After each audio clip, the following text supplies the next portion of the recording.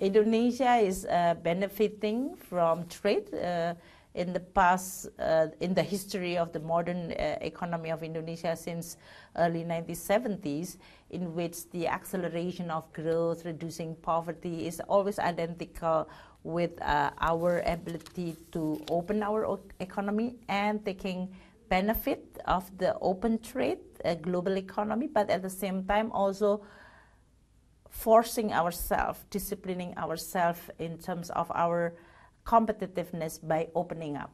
Then we are going to be able to check the inefficient sectors. Because if we close, then those inefficient monopoly, oligopoly, they are going to be able to enjoy those protectionism by suffering the people of the product which is not good and higher price.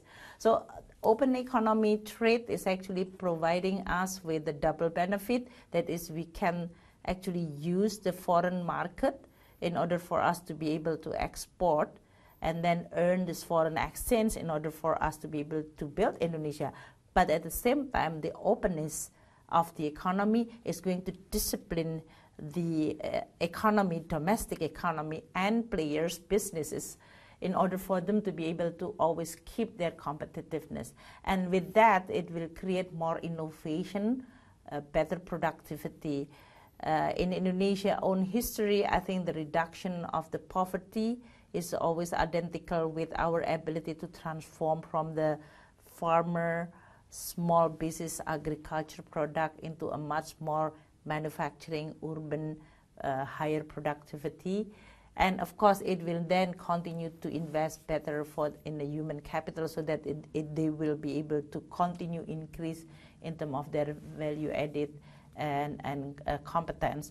I think this is the area which the President Jokowi expressed their concern, because some of even the most obvious champion in the global economy, like the United States and some of the European countries, suddenly becoming more inward-looking, and that is really creating quite a worrying signal about the ability to continue maintaining an open trade system globally.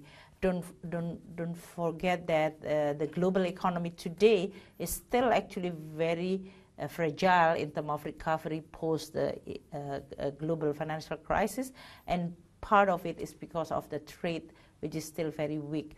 So if the protectionism rhetoric is becoming more dominant, it will creating much difficult challenge for the global economy to recover strongly.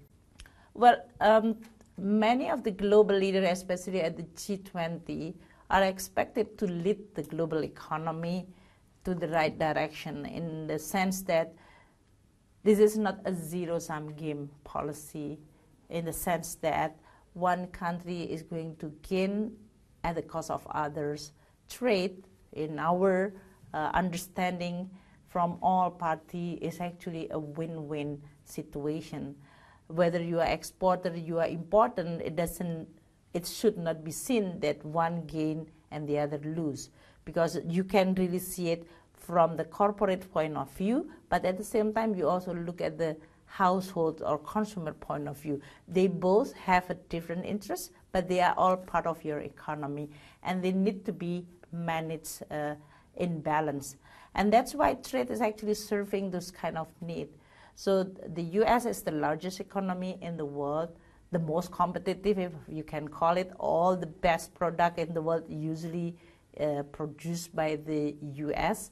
So it will really create quite a puzzle for many other countries if the US feel that they are threatened by the globalization, because they are the one who actually enjoying the benefit of globalization by marketing their product all over the world, from merchandise manufacturing like iPhone up to the services like the Hollywood movie and so on.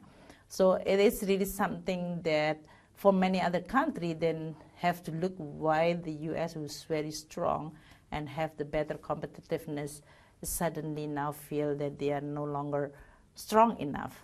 I think the message which is very important in this situation is that globalization is definitely not providing all as benefiting and as a winner.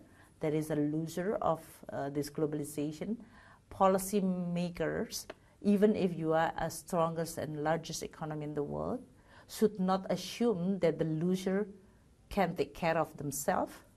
That means that policymakers should be able to come up with a much more explicit policy in helping those who's actually suffering setback from globalization, even in the most mature economy, not to mention for developing country and emerging country. And this is really a very important lesson learned for all of us as a policymaker getting together in this G20. I think Germany can provide the leadership because Germany, in terms of the economic performance, is among the most commendable.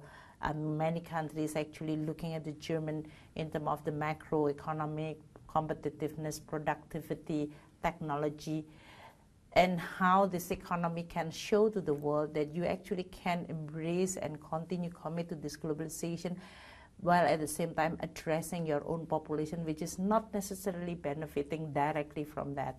What kind of policy that need to be formulated in order to make the globalization more inclusive, equitable, and fair to all countries as well as within the country. I think this is going to be one of the most important messages from this G20's meeting today. Okay.